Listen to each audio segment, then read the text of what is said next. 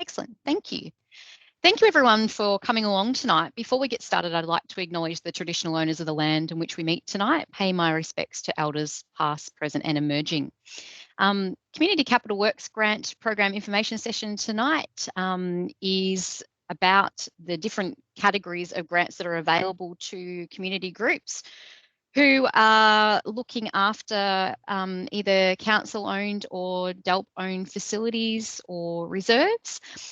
Tonight, we've got in attendance a number of council staff who will either speak or be available to answer questions. So we've got myself, Helena Maloney, who I work in our Connected Communities team, supporting Jolene, who is kind of the head driver of the Community Capital Works Grant Program.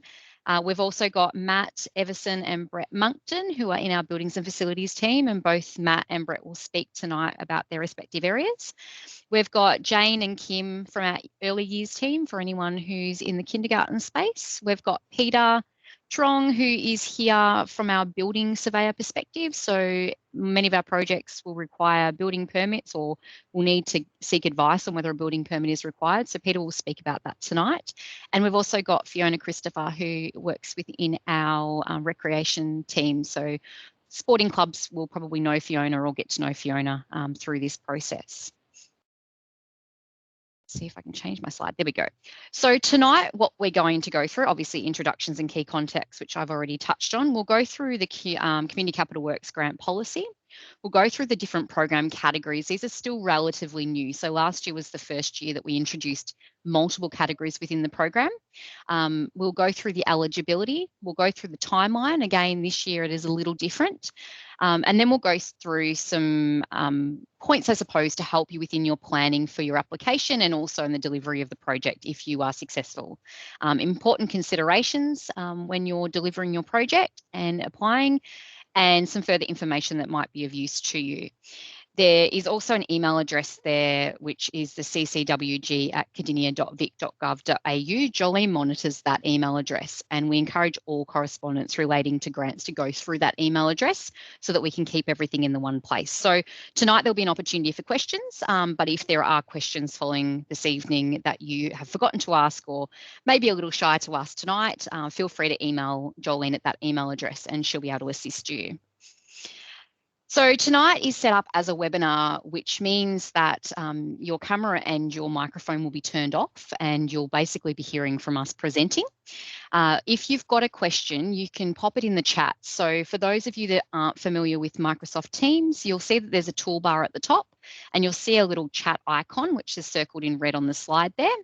If you click onto that, you will see, hopefully, on the right-hand side of your screen, a toolbar which will allow you to type in a chat. So down the bottom, it'll say type a message, and you can type in anything you like within that chat, and then hit enter, and your question will go through to the relevant person monitoring, which will be Jolene mostly tonight. You'll see Matt's done a little bit of a test there to say hi. So if you just leave that open, you'll be able to follow along with the questions that are being asked. And Jolene will potentially respond to you within the chat if we're going to cover a question, if you've got it throughout the session. We'd encourage all questions to try and wait until the end just in case we do cover it, but Jolene will monitor that and let you know if we are expecting to cover your question later on in the session, or if we're not, we can either address it at the time or we can address that at the end. So I'll keep it open as well and hopefully keep an eye on it. If you're having any issues, probably email through to ccwg@cardinia.vic.gov.au and Jolene can have a look through that email as well. So we've got a list of key liaison officers that you'll need to speak to in order to apply for your Community Capital Works grant. So one of the things that we need everyone who's going to apply to do is contact the key liaison relevant to the area in which they're applying. So depending on what your facility or your area is, you'll have a key liaison within council that you'll need to speak to. Talk to about your project and get their in-principle support. Now, that doesn't mean that you'll be successful with your grant. What that means is that the council officer in principle thinks it's a good idea, may have some discussions internally with relevant departments to see whether or not it's a feasible project. And if in principle it's supported, then you can go on and apply for your grant. So without that in principle support initially, we can't accept your application. So this is really important that you go and contact the person most relevant to the area that you're applying for. So if you're a community hall, a neighbourhood house or a community centre, you'd be talking to Nat Noonan, or you can contact myself. If it's a recreation reserve sporting club, you'd be looking at talking to Fiona or Joe Kennedy, who's away until the end of January. Kindergartens is Jane, and we've also got Kim here tonight. Building upgrades, so if you're looking to upgrade any council facilities, you'd be talking to Matt Everson. Looking at any environmental upgrades to any facilities, you'd be talking to Brett. Any building permit inquiries will be through Peter, and this is really important, I think. We have had a number of grants in the past that haven't had or have missed this process or missed this step and have required a building permit and have completed a project without the required permit. So really important from the offset that you understand what the building permit requirements are. And there are also additional costs related to this. So if you're not factoring that into your grant initially and you're advised after the fact that you require a building permit, those costs need to be met by the applicant. So best to find out whether or not a building permit is required early on in the piece so that you can apply for those costs through your grant. We have OH&S safe work method statements, so things that our contractors completing works on council land are required to complete is Mark Hewish, our health and safety officer. Contractor insurances and the environment we live in now, COVID safe plans is Hayley Cork, and social inclusion. So if we're looking at doing any accessibility upgrades for people who may have disabilities or the like, is Emily Tuck, our social inclusion officer.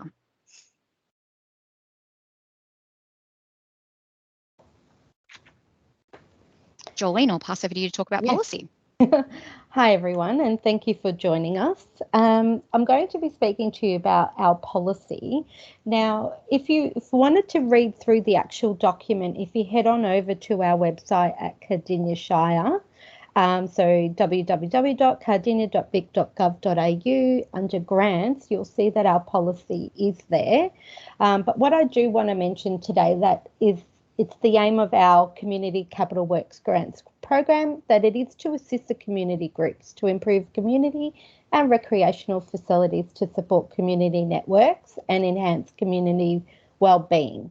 So our grant consists of 3 separate categories. So we have Community Capital Works Grants, obviously, and then we have Community Capital Works Partnership Grants, and then we also have our major equipment grants. If you did want more information on what that will entail, it is on our website, but we will be going through that today as well. Okay, back to you, Elena. Thanks, Jolene. So we will go through those categories of grants at the moment. So category 1 grants are a new category that was introduced last year. Now, these are for projects that are fully funded and project managed by council. So the traditional program, for those of you who know it, used to be a 50-50 contribution. So the community group would contribute 50% of the cost and council would contribute 50% of the cost. This was prohibitive for some groups who may not have had the finances. So this category has been introduced so that groups are not prohibited from applying because of their financial circumstances. They can apply for grants under set priorities. So it is a maximum of $20,000 per project. And as I said, all works will be carried out by council, so fully project managed and fully funded by council with no works to be undertaken or financial contribution made by the committees or the clubs. So there are set priorities for this particular category, which need to be, I suppose it needs to, whatever your project idea is, needs to align with these priorities for it to be eligible for a category 1 grant. Our buildings and facilities team manage these particular grants. So I'm going to ask Matthew to chat to you about the different priorities that we will be looking at projects under this year.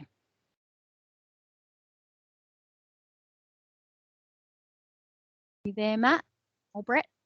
Hey, Helena. Yeah, I'm Brett from the Building and Facilities team. I'm the Sustainable Facilities Officer. So yeah, my work focuses on the, in terms of the grants, on the efficient and effective and the environmental upgrade projects.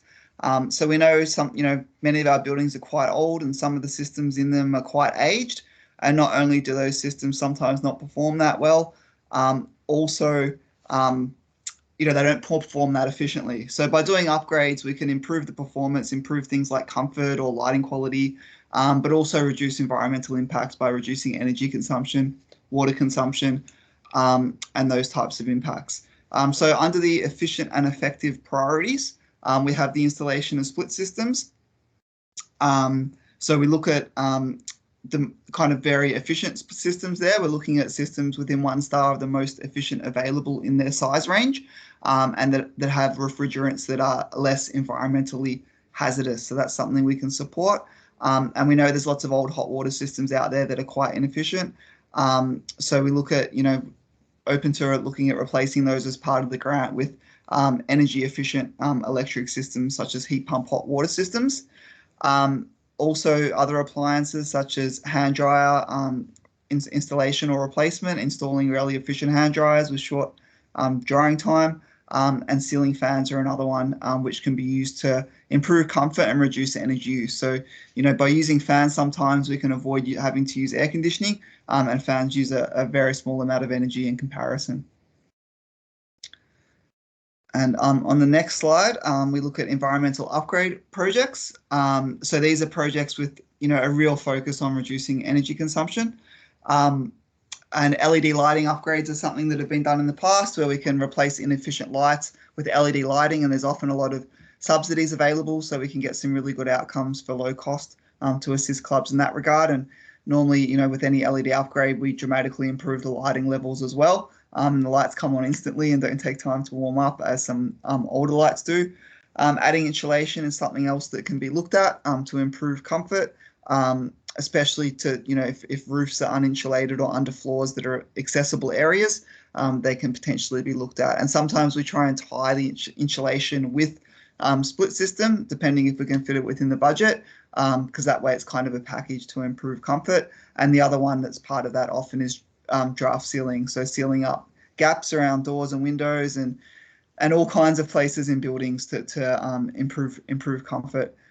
Solar electricity has been very popular under the grants, so many groups have applied and received funding for that, and that's just the panels on the roof, and it will really provide a good cost reduction on the bills. And we just look at appropriate system sizing, how much energy you're using, the time of use, and kind of have a look at what kind of benefits we'll get there.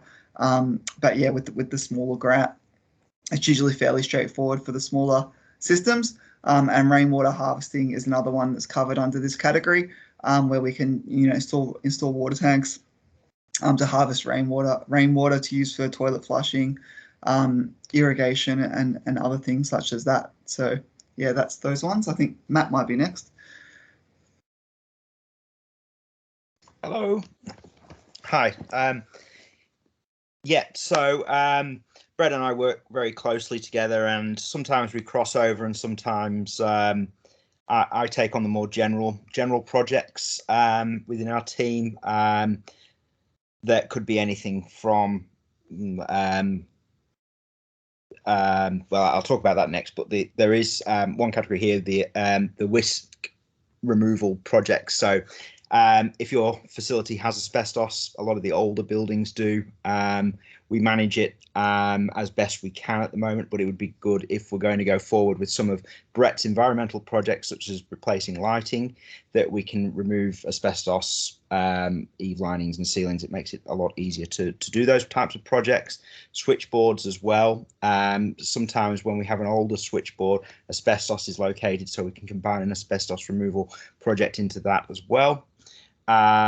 We have some facilities that are using rain harvesting or water tanks if mains water isn't available. So again, we can try to do something with that as well. Potentially, if you've got a water tank at your building that you're just really using for irrigation, potentially we could hook that up to the toilets of the building as well, so that water is getting constantly used to flush toilets instead of using mains water as well. So things there we can improve on. And then there's lighting upgrades for security. some of our facilities are remote. I can think of a fair few, especially up in the Ranges ward, that we get a little bit of vandalism, a little bit of tagging. We can help by improving the ambient safety by putting lighting in that will help there. So if you've got some spaces which are pretty dark corners, apply for a grant, we can help you with that. Then there's improving the appearance of the facilities. So this one, we can get some pretty good results using our maintenance contractor. They've got various other subcontractors that are already on council books. We already know that they meet our requirements in terms of safety and insurance, which is a very big part of the job, which we'll talk about later. But our contractors that we do use in council are already in the system and ready to go. So the hard work's almost been done with them. So things that we could do there with that are internal and external painting of the building. They can, if we can paint the exterior of the building, we can prolong the life of that building for a lot longer. We can improve the look of the building, which will deter vandals from actually damaging it. Lots of things there that we can do there. Inside of the building, we can make the place feel warm and inviting to get people through the doors, where some of the facilities are a little bit been a little bit neglected over the time. We can put some into that. New flooring. Older facilities have carpet that's been down for 30, 40 years. We've done some very successful recarpeting jobs. Pakenham Seniors, I'm not sure if anybody from Pakenham Seniors is on today. They've had some really successful grants in the past, and we did some carpeting for them a little while ago. Some of the older kindergartens, that would be ideal project for. We could do that, improve. And also by putting new carpet in, we're also managing to help with environmental considerations, because a lot of these products are all recycled and they have been previously recycled. So we're getting some positives there as well. The new decking, there's a few decking issues we can look at. Timber decking requires maintenance, so we prefer to go with a modwood or similar product like that. So we can all assist with that, and and potentially an old deck might be better if we replaced it with a concrete slab or an alternative product like rubber rock or something like that. So we've got lots of options, lots of ideas that we see from going to all our different facilities that have worked. So yeah. Thanks, Brett and Matt. So for Category 1 grants, as we said, they are funded by council and managed by council up to a total of $20,000. And it is a simple application form for that particular project. So you still need to seek that in-principle support from the key liaison officer within council. So if you're a kindergarten, as I said, it will be Jane and or Kim. If it was a recreation reserve, it will be Fiona, and so on and so forth. So you will get these slides. So we will have all of those details listed within there. The application form also lists the key liaison officers as well. It is a simple application form. So there is only one application form that you need to do, and it's essentially putting your project idea out there. There's not a huge amount of detail that you're required, so you don't need to go and do detailed plans or budgets or the like. We need to get a bit of an idea around what you're looking at doing, some photos, maybe some rough drawings, some rough costings of what you think it might be going to cost, but we don't need a hugely detailed application for the Category 1 grants. Category 2 grants are what we call our Community Capital Works Partnership grants. I just realised the works is missing in that slide. Sorry about that. And these are more of the traditional type grants that you might be familiar with. So they are a maximum grant of $35,000 per project. So the maximum amount that council can contribute to a project is $35,000. And then there will need to be a financial contribution by the group who are applying. So that is on a scale depending on what the group's financial position is and what their annual income is. So a group that has an average annual income of up to $5,000 will be required to provide a 10% contribution to the project. Between $5,001 and $15,000, it's a 30% contribution, and anything above $15,000, it's a 50% contribution. If you are applying for a project that is above, say, $70,000, the amount that council can contribute still is capped at $35,000. So if you're applying for a $100,000 project and you were above that $15,000, you would need to provide the 50% plus the balance remaining from that, taking away that $35,000 from council. So just keep that in mind, that it's not just a set 50% or a 70% or a 90% contribution from council, that the amount is capped at $35,000. You can provide financial contribution from other grants that you might be receiving or other sources of income. So it doesn't have to just be directly from your bank account, but we do need to see evidence of you being able to meet the additional cost of that particular project. This, so going back a little bit, Matt and Brett went through priority areas for the Category 1 grants.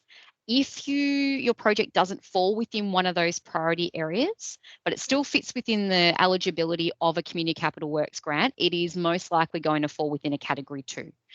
So it might be easier to try and get council to fund and project manage, but just be mindful that it needs to fit within those priority areas.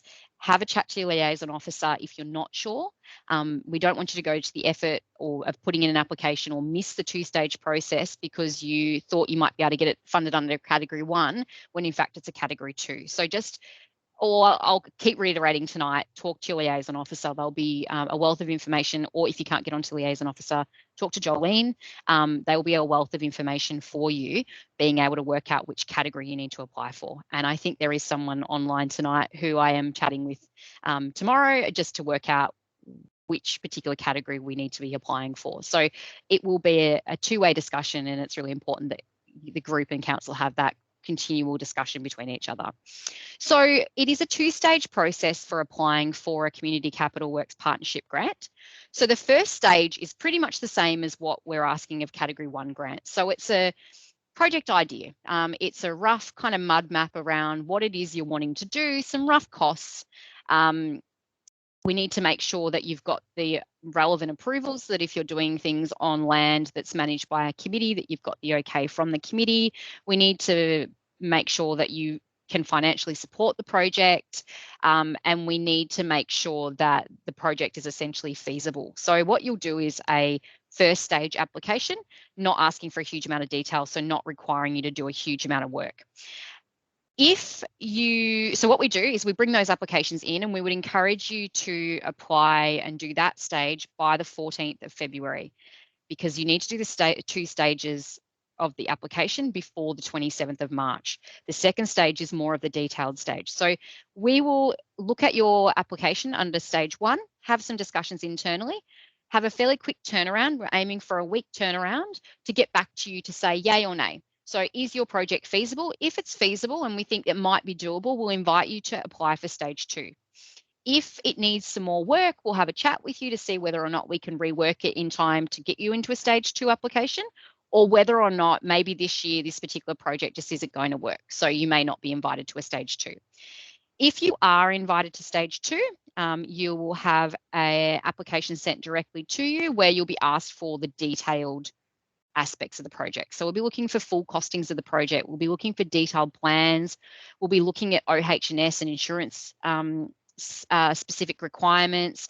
We'll be looking at timelines. We'll be looking at all of the detail required to essentially ensure that you can deliver on the project, both physically and with financial resources and people resources as well.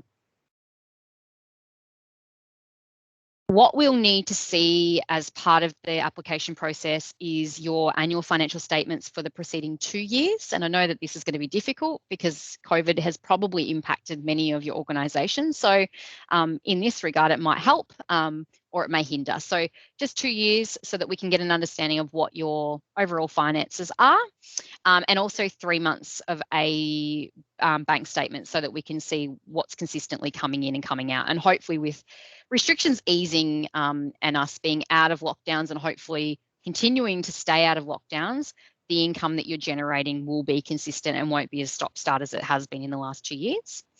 Just a point there around that if you require a loan or donation to contribute to the project, we need to have the permission from our governance department. So this is for our community asset committees. So community asset committees are essentially volunteer committees of council.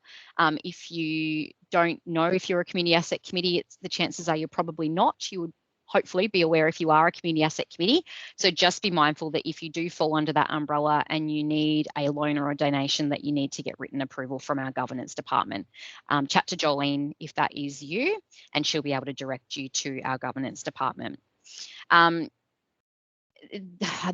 category 2 grants, I suppose, are broader than the category 1 grants, but there are still priority that is given to particular projects, and they're projects that fall under the following categories: those that enhance access and inclusion, those that enhance or address occupational health and safety and regulatory compliance, those that improve or maintain facilities to ensure that they're fit for current use or purpose, and those that provide an environmental benefit. So it's not to say that if your projects don't fall exactly within those categories, they won't be considered, but just keep in mind that these are the priorities that if we are over budget, we'll be looking at funding projects that fit within these priority areas. Category 3 are our major equipment grants. So this is generally a grant available to reduce reliance on contractors. So we will fund usually projects $1 for $1. So they're 50% contribution from council and 50% contribution from the group, up to a total of $20,000. So generally, I would probably throw to Fiona around this one. I think there are some changes within our Community Asset Committee governance, which look at moving away from, sorry, Fee, you might have to jump in here, moving away from volunteers undertaking maintenance, which this would have previously covered, to having to be contractor run. So this may be a little more limiting than in previous years for those that have applied for major equipment grants. Yes. Do you have anything to add to that? Yes. Well, essentially, the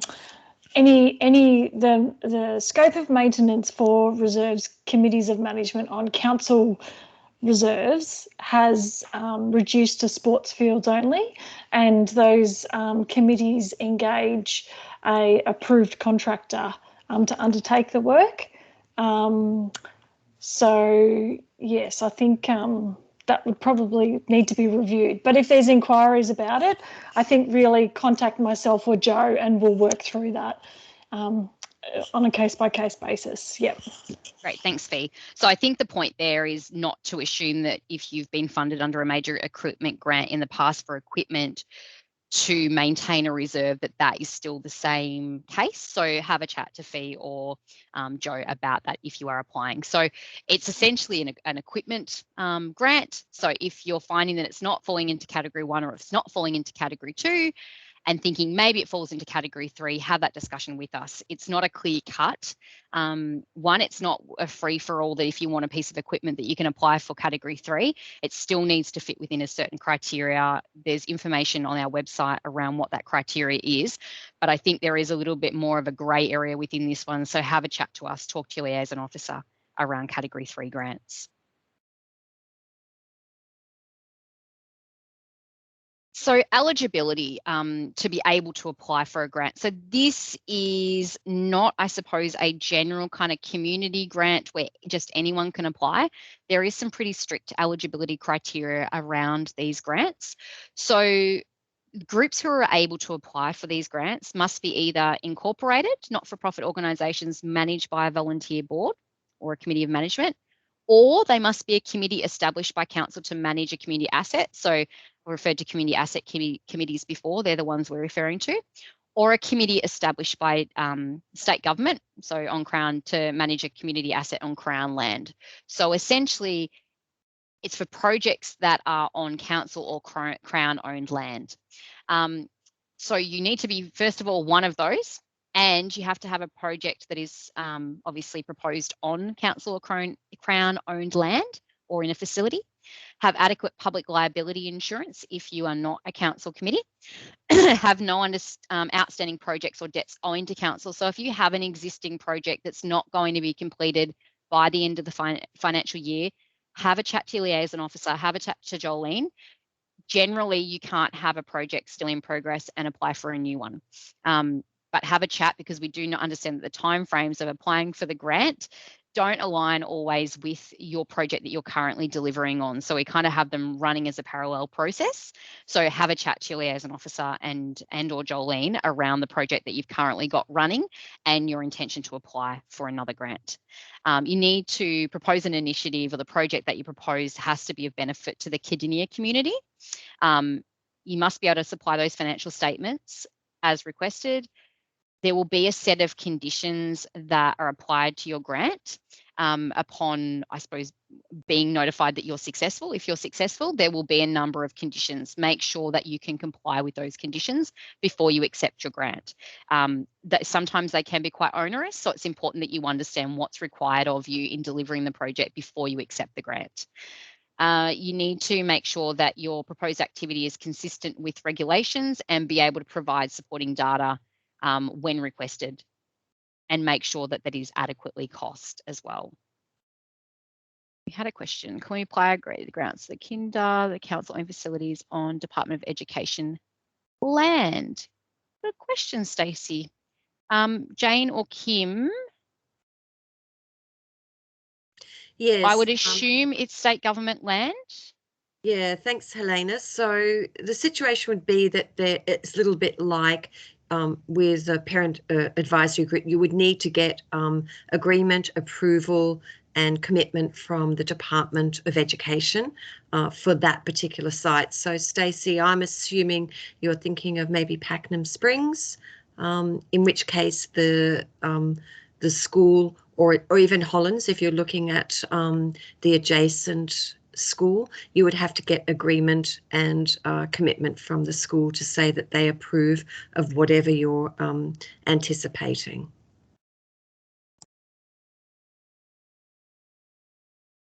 Right, and I think that kind of takes me into the next slide, which is around making sure that you gain that permission from the landowner or the committee of management who are looking after that land before applying for a grant. So if you're not the direct manager of that land, so say you're a sporting group that runs an activity on land that's managed by a committee, that sporting group, if they're wanting to upgrade their facilities, would need to seek the permission of the management group of that particular land before they would apply for the grant. So sometimes it will be that the management group themselves will apply, still need to get the okay from council and in principle support, but if it's a user group of a facility, need to access approval from the relevant department or relevant committee. So projects and groups need to demonstrate benefit Kidinia community, consistency with strategic planning of the facility, as well as fitting in with council's plans and policies. So always good to make sure that whatever you're proposing has a long-term goal and it's not just for the sake of upgrading. And you must be able to deliver the project from a financial and project management perspective within the time frame. So we notify, and Jolene will go through the timeline soon, but we essentially notify in July, and you've got until about May the next year to complete the project. So it's important that you have the ability to project manage and complete the project within that time frame. The following won't be funded. So works proposed in facilities not owned by or managed on behalf of council or state government. Request for retrospective funding. So if you've already completed a project or you've already started completing a project, we won't be funding those projects. They need to be essentially project ideas by the time you apply. We don't pay consultancy fees, so we don't pay consultants to run the project on your behalf. We don't fund things like feasibility studies standalone. It needs to be kind of bricks and mortar type work. And we don't fund groups and organisations with an outstanding project or debt to council. But as I said, talk to your liaison officer and or Jolene about projects that you have in the works, because it might be that you've got one currently in progress, but wanting to apply for another, and we need to understand what the timeframes are on you completing that project. And just to point down below is an application for capital works on private owned land managed by a community committee, where there is a demonstrated community benefit, can be submitted, but it will be assessed on a case-by-case basis. So we do understand that there are some facilities which are managed by a community committee that have direct benefit to the community, that may need to access these grants or there'd be benefit in them accessing these grants. So have a chat to us before you put in an application, and we will assess those on a case-by-case basis. I'll just have a quick read of these messages just to see that I'm not missing anything. Excellent. All right, Jolene will go through the timeline with you and the process. Great. Thanks for that, Helena. And I know Helena's mentioned this, but we did have a few people come into this a little late. So this presentation will be emailed to you. So just in case you're thinking, oh, I'm writing all these notes, don't worry. We will send you a copy to your email address that we have on file. Okay, so this is the application process. And as we've communicated already, the process in the different stages. So our applications opened actually on the 10th of January, which is this Monday, and they do close on the 11th of March. Now, we strongly encourage, if you are applying for a Category 2, that you submit your application no later than the 14th of February. And the reason we ask this is because it is a lengthy process. So when we say lengthy, it just means that we require some more detailed information. So you'd want to get that started ASAP and speak to your liaison officer first and then go through the process. So what happens is, to apply for the grant, as mentioned, get your liaison officer support, and you would have a list of who that your support person is. I am available on the email that we have mentioned, and happy to take any inquiries. If you can't, get in touch with your liaison officer, or I will forward the information on to them. Your project is then reviewed by council. So we then review all the applications via a panel. And if your project is supported in principle, you will then be invited to complete a detailed application. And that is usually within 1 week of completing the application. So if you are unsupported, you will be advised via email. And obviously there is no further action. So this is why we'd like you to, speak to the liaison officer first, just so we can support you in seeing you have a, positive outcome to your application process. If you are successful, obviously you'll be invited to complete the detailed application, again within 1 week. And then all applications are then reviewed through council between the end of application stage, which is the 11th of March, through to the 19th of July. We will then advise all applicants that they can now, you can deliver the projects. So from the 1st of August 2022 to May 2023, we'd like to see you begin and commence the project. Okay, so moving on. Thanks, Elena. So planning for a successful application and project. So you need to start planning your project now. I mean, that is the key. And we encourage you to read the applicant's guide. Now, the applicant's guide is available through our website as well. And that's where you need to go when you do apply for a grant. As again, we're going to be mentioning liaison officer with you quite a lot, but consult them and give them your outline of your project and get their support. It might be that, we're just missing a couple of things, and rather than you go through the application process, let's get that covered for you now, rather than seeing you go through the whole process and finding out that, you weren't able to get enough funding or anything like that. So speak to them, talk about the outline and what you need in order to make this a successful grant for you. Contact buildings and facilities at council to discuss specific building and environmental requirements for your project. Like Helena's already mentioned, it's best to get that information up front rather than get to the middle of your application and find out that there are certain fees that you have to pay. So that's I would say that's a priority. Contact council's building surveyor to establish if you require a building permit. Okay, and that is Peter Trong, who's here today as well. Just moving on to the next slide. Thanks, Helena.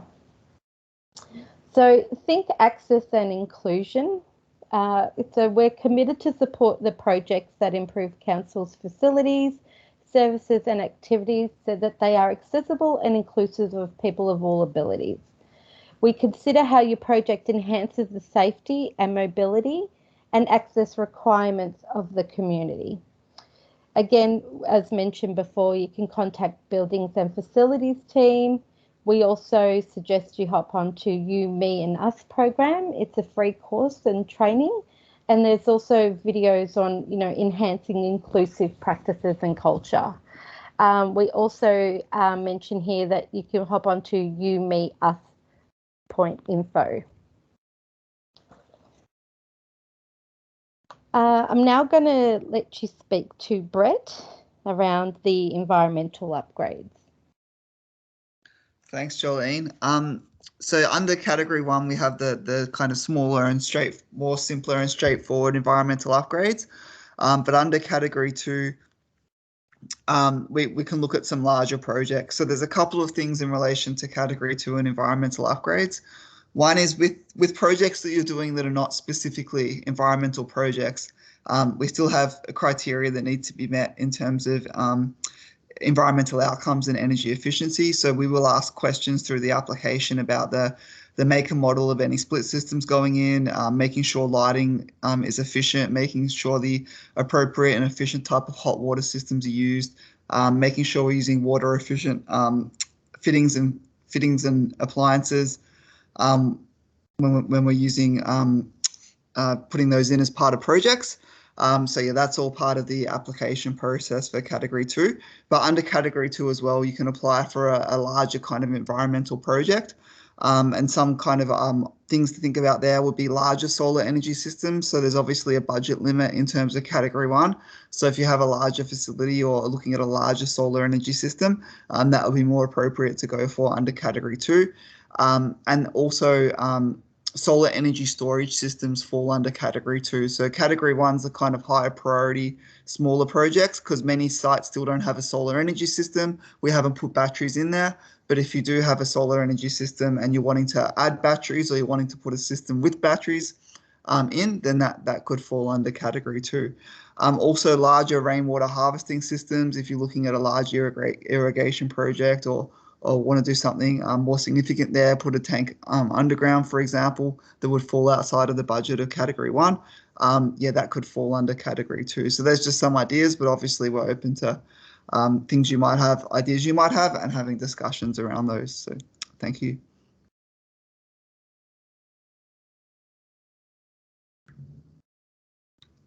Matt, we'll pass over to you. Matt, this is yours. So with Brett's I just wanted to just touch on with what Brett was saying about larger projects as well. If you, for example, wanted to build an equipment shed, include a water tank to capture that water that falls off the rain, things like that. Those things will make the application a little bit more attractive as well, because you're also going to be ticking those environmental boxes as well. And the other thing I was going to say, if you're doing a painting project, consider visual contrasting surfaces as well. That will get you on the access and inclusion radar as well, because you don't just, a disability is not just somebody in a wheelchair for access, but you could also have visual impairment. So colour contrasting basically means will be black and white, so that people can see doors and windows and things like that. So we can help you with all of that as well. Anyway, I'll take you back through my slide with regards to safety and compliance. Important to work safely, making sure equipment's tested and tagged when work is being done, that the contractors are working safely, they're using platform ladders, movable scaffold as opposed to standing on tops of ladders and things like that. We want to make sure that that's done, and that will be covered with swims and things like that. So when we ask for swims from contractors, we're trying to make sure that they're working safely so that nobody has any accidents. When we're considering facility upgrades for long-term OHS requirements, it would be like looking at floor coverings, making sure they're not going to be slippery if wet, electrical wiring and lighting. This comes back to sort of the asbestos switchboard. If we've got an asbestos switchboard, we need to replace the board before we replace the lighting in the facility, because we can't have contractors messing around with asbestos. Entry and exit points. We can't block any entry exit points. We need to make sure that we don't put any bolts or anything that would impede that exit. And potentially, if we, let's say, built a room or something like that, we would have to make sure that people can get in and out. And that's why you talk to myself, Brett, potentially, and Peter Truong, the building surveyor, to make sure we might trigger some things in there. Playing surfaces. We're trying to incorporate some recycled materials into those sort of things. Asbestos is always a concern, especially in the older places. So yeah, please talk to us and we can have a look. Even if you go through your liaison officer, and then they can come back to me and just say, this particular kindergarten wants to replace all their lighting. What do you think? I can then have a look at it and see how we'd go. So talk to liaison officers, they can come back to me, or you can come direct to have a conversation with me, or I can come down and meet you on site pretty much at any time, COVID allowing us to do that. If it allows us to do that, we will come and see you. If not, we can always do a FaceTime, or we can do a Teams call and you can walk me around as well. So that's another option for us. So, yeah. Thanks, Matt. Peter, I'll ask you to speak about planning or building permits. I don't know if planning permits fits within yours, but building permits and the process for understanding whether or not a building permit is required. Okay. Hi. Just first of all, just something that sometime you need to realize.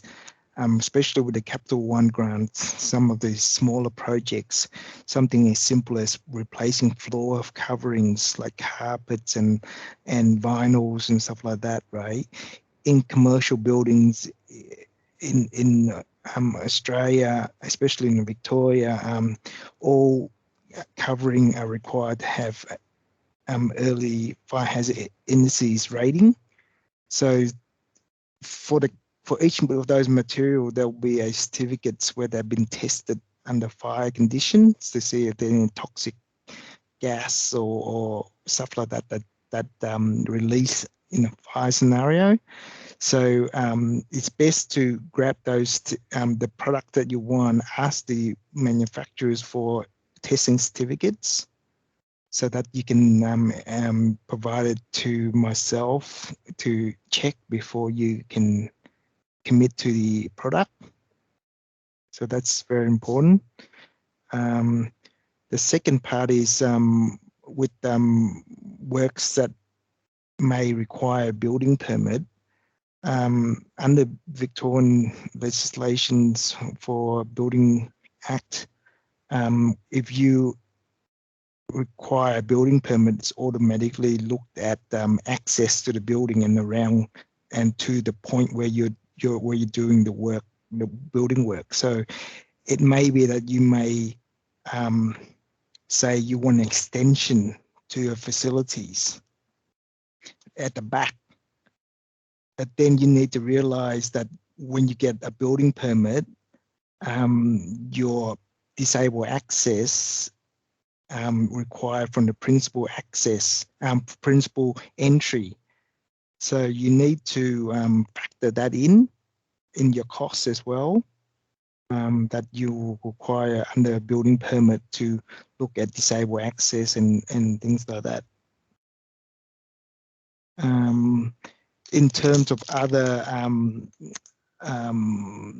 thing to see if that you need a building permit or not, right?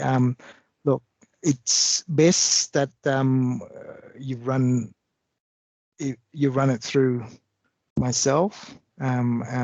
There's certain requirements that you don't need a building permit if you're doing maintenance to the building, maintenance work. So fixing this, fixing that, rewiring this, or replacing certain things, right? That's already existing with like for like, you're exempt from a building permit.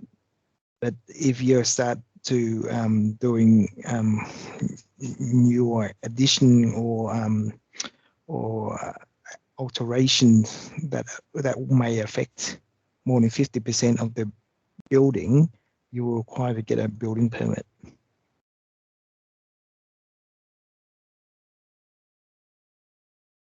Thank you, Peter. I think a really key point there that we've learnt from experience is don't assume or use your own knowledge to think you don't need a building permit. I think that's one of the things that will often trip people up, is that partway through a project or at the beginning of the project, they find out that they need a building permit when they'd made the assumption themselves they didn't require one. So a new part on the application is for you to provide evidence, and you won't be able to move in any further within your application, is provide evidence that you've actually sought that information from Peter to say whether you do or you don't require a building permit. So I'll just reiterate that point again. Don't assume that you don't need one. Have that conversation with Peter. So thank you, Peter, for making yourself available. Please don't start organising registered builder without letting us know, because the thing is, there's two different type of builders for projects. So one's commercial builder and one is domestic builder.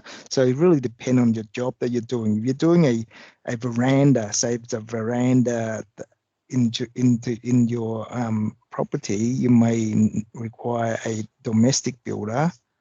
But if you're doing works to a commercial building, then you need to have a commercial builder. So, and also just to double check ASIC for the person that you're engaging, to see how financial they are, because a lot of builders go belly up these days, and you don't want to be engaging someone that not doing your homework, and you find out paying a bit of money to them as a deposit, and they run off with the money.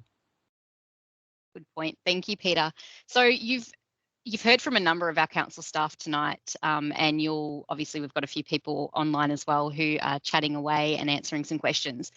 Everyone is here to help, so take people up on the offer of help. My advice as well is don't do this alone. If you do this alone, it's highly likely that you'll be unsuccessful. So have those conversations. Everyone's offering themselves and their advice to you, so make sure you make use of that. So important considerations. So I suppose moving on a little bit from what Peter was saying, linking in is ensure that you get a good contractor. Ensure that your quotes are based on the same project scope. So making sure that what people are quoting for is actually the project that you're wanting to be delivered.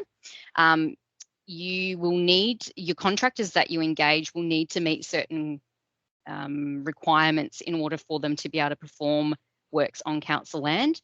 So your preferred contractor must at a minimum have current $20 million public liability insurance, current work cover or personal injury insurance. They must be able to submit a safe work method statement, or what Matt referred to as SWIMS, and it must be very project specific, so it can't be just generalised SWIMS statements. They must be doing a COVID safe plan, and further insurances may be required depending on what the project is and the contractor. So your contractor should be able to provide all of this to you.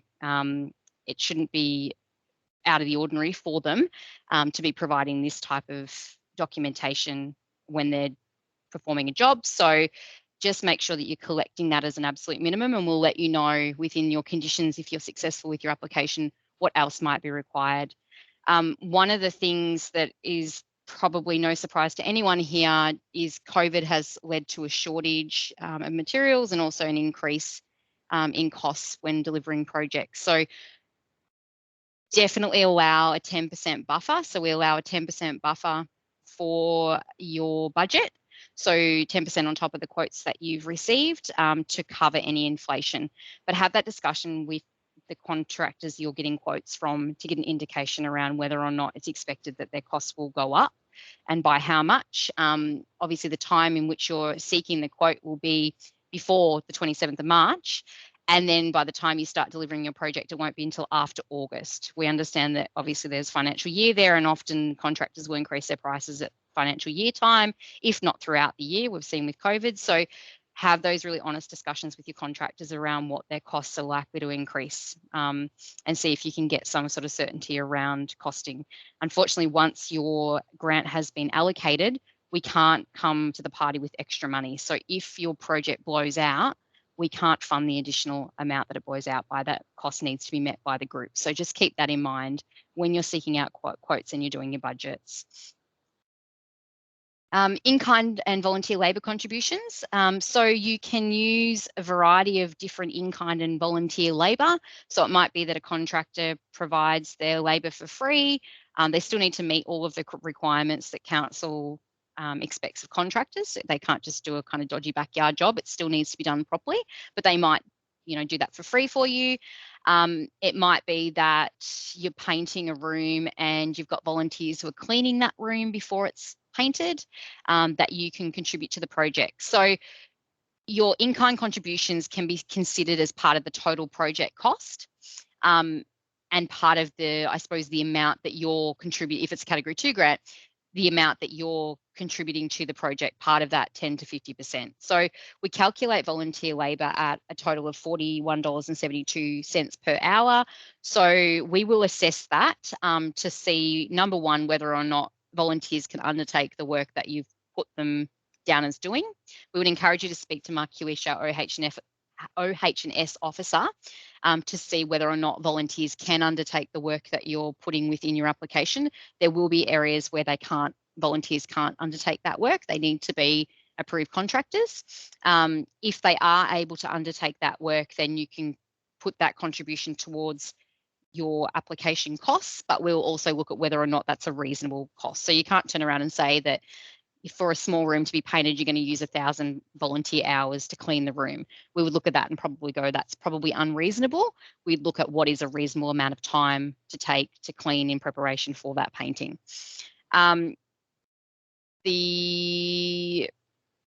COVID has had an impact on whether or not volunteers can or can't undertake work. So we're in a constant changing environment with COVID, so always important that we are, I suppose, riding the waves of COVID. So the information that we have today will often be different to what we have next week. So just important that we continue to have those conversations, and it may impact volunteer labour as well.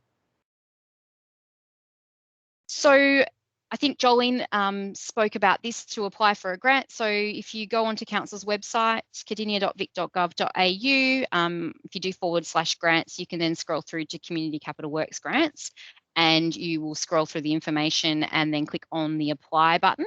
We use Smarty Grants as our platform for applications for our grants programs.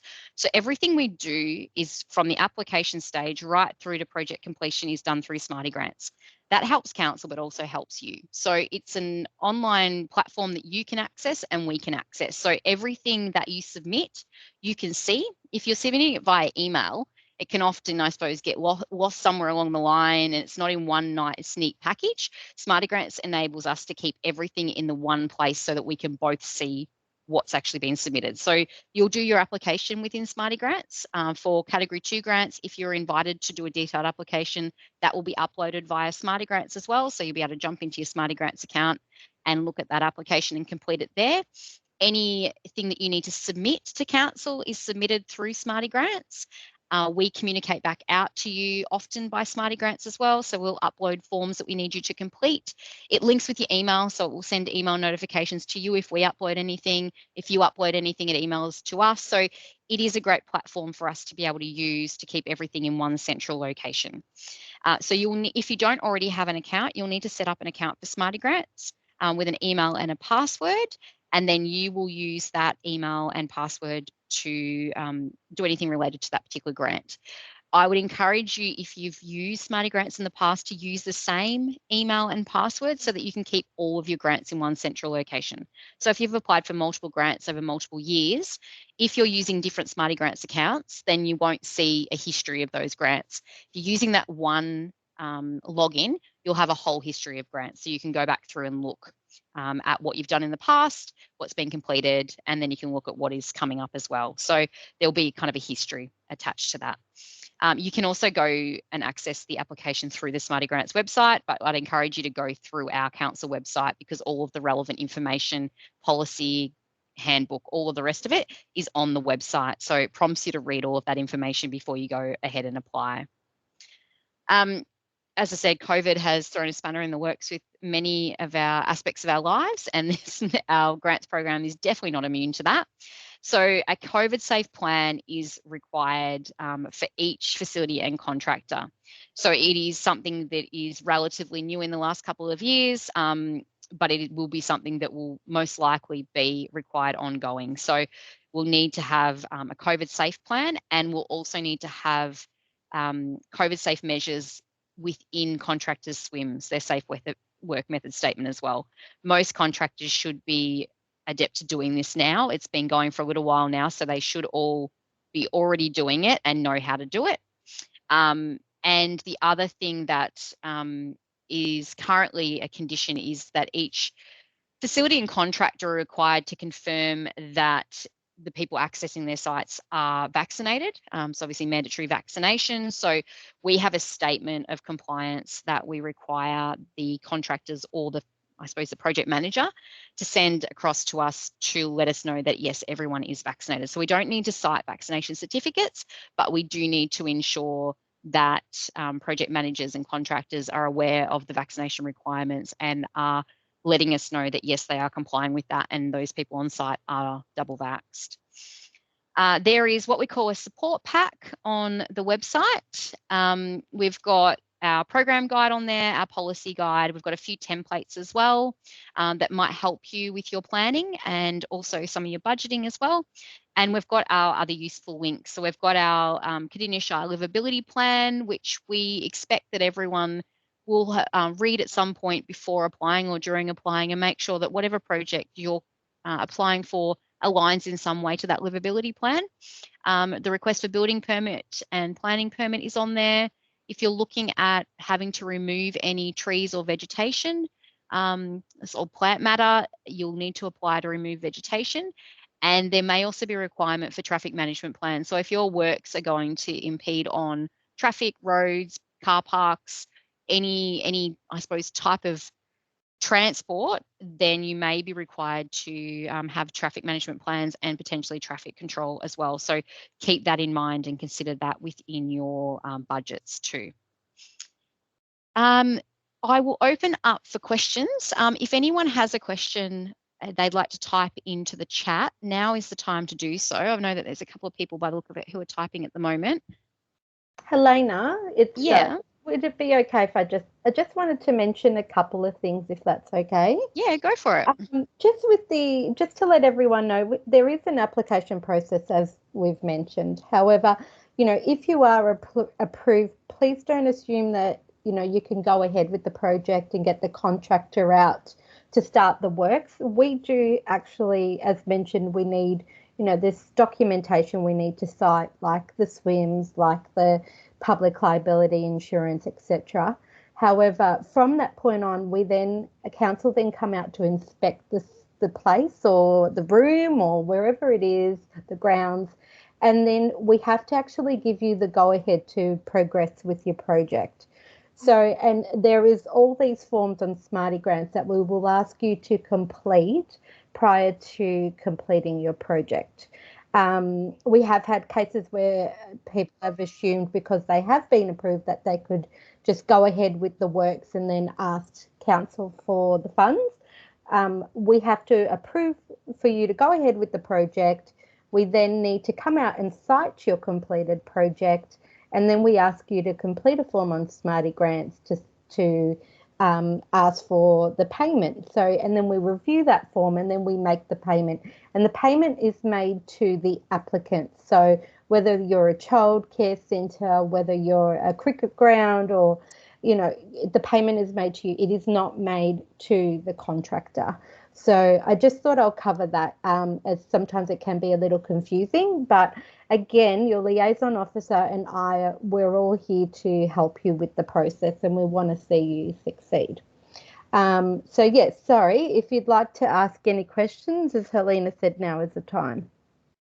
Thanks, Jolene. I think that's a really important point. The way I like to think of it is you wouldn't build a house without permission to do so. So just keep that in mind, that you're right, like you've been approved for your grant. There will be conditions. Make sure, please read the conditions, please read the program guide. All the information that you need is in there. All of the requirements around before you start, during the project, inspection stages, payment information is all in the program guide. So if you read nothing else, please read the program guide and don't make assumptions. If you're ever unsure, reach out to us. We're all more than happy to answer questions. If we can't answer straight away, we will have a chat amongst ourselves. We're always talking to each other and working out what the best path of action is, or what needs to be done in order to get a project off the ground.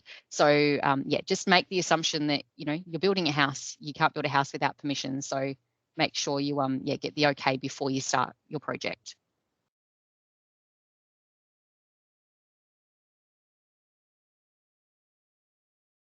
I think we've just got Jane typing. If there's no other questions, as I said, you can email through to ccwg@cardinia.vic.gov.au.